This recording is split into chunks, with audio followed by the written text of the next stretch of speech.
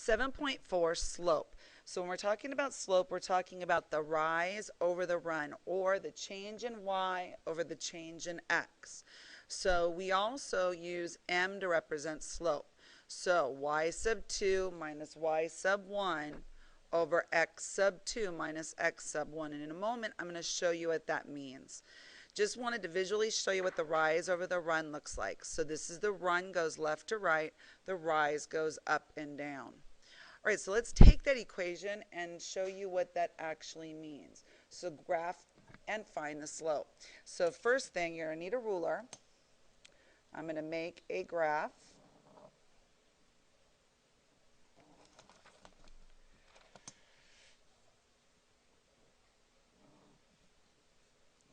Okay. And now let's go ahead and just graph those points before we do anything else. So negative 2, 3. Negative 2 to the left 2 and up 1, 2, 3. 3 and 5. So that means to the right positive 1, 2, 3, up 1, 2, 3, 4, 5.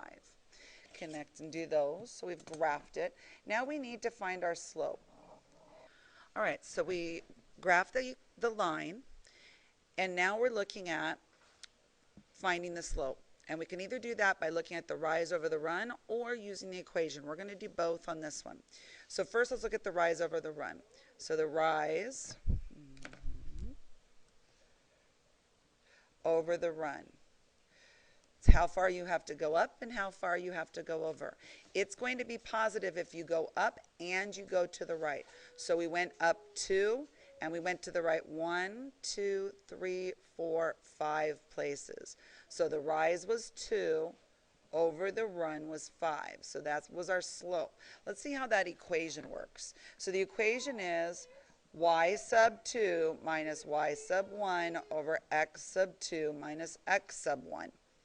Now what that just means is you have x's and y's here, and you actually have 2 x's and 2 y's. So what I do is I label them. This is an x and a y, this is an x and a y. I usually make this the 1 and this the 2.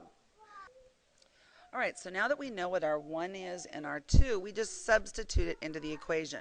So we're looking for y2. y2, it says right here, is 5, minus y1 is 3, over x2, which is 3, minus x1, which is negative 2. All right, so now let's do that math. 5 minus 3 is 2. Remember when you have a minus, it's the same thing as a plus. So 3 plus 2 is 5, which is exactly what we got up here. All right, let's try another one. It says graph and find the slope. So again, we're going to graph it. And we have 2 ways of finding the slope. I'm going to practice the one that's just looking at it. So now when we're looking at it, 0, negative 3. I don't go left or right, I go down. Negative 3, positive 2, puts me there. Okay, so now, if we're using the rise over the run, we're going to go up 1, 2, 3, 4, 5. All right, so the rise is 5, and we actually are going left, which if we're going left means it's negative because we're going into the negative side. Okay, so we're going back 3 spots, 1, 2, 3 on a negative. So rise over run, we're looking at 5 and negative 3. You don't have to draw it, just find the slope. We have 2 equations to do. So instead of graphing it, I'm going to use the slope is y sub 2 minus y sub 1, x sub 2 minus x sub 1. So we're looking here, x, y, x, y. This is our first one. This is our second point. All right, so y2 is 9 minus y1 is 2. x2 is 8 minus x1 is 2. So we're looking at 7, 6 is our slope. Let's do our next one. Slope is y sub 2 minus y sub 1, x sub 2 minus x sub 1. Label. This is my first one. This is my second one. So again, Doesn't matter which one you make 1 and 2. It might make it so it's easier to remember by just doing what I do. The first one's number 1 and the second one's number 2. But they both have to be 1, or these both have to be 1. They have to be the same number for each point. All right, so y2 is -2 minus y1, and y1 is -6. x2 is 3 minus x1, which is -4. So a minus minus is a plus. 6 plus the -2 is a 4. Minus minus is a plus. 3 plus 4 is 7. So finding a slope without graphing. Now, we're going to look at horizontal and vertical lines. So first we're looking at the horizontal line. So a horizontal line is where it is horizontal. It's straight across.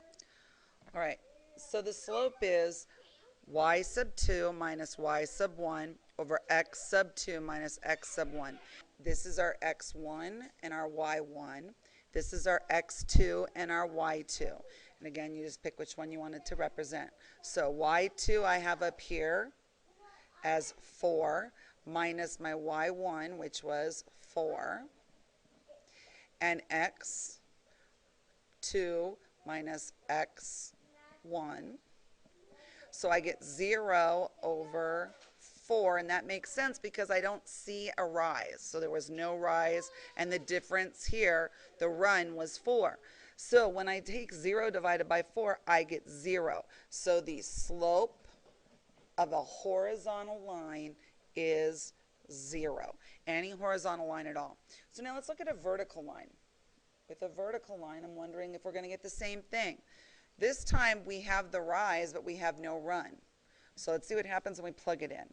M equals y2 minus y1, x2 minus x1. So go and label xy, xy. Doesn't matter as long as they're both 1, both 2.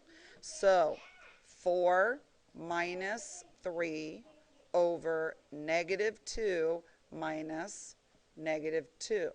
4 minus 3 is easy. A minus minus gives me a plus. +2 with a -2 gives me 0. Now, you cannot divide by 0.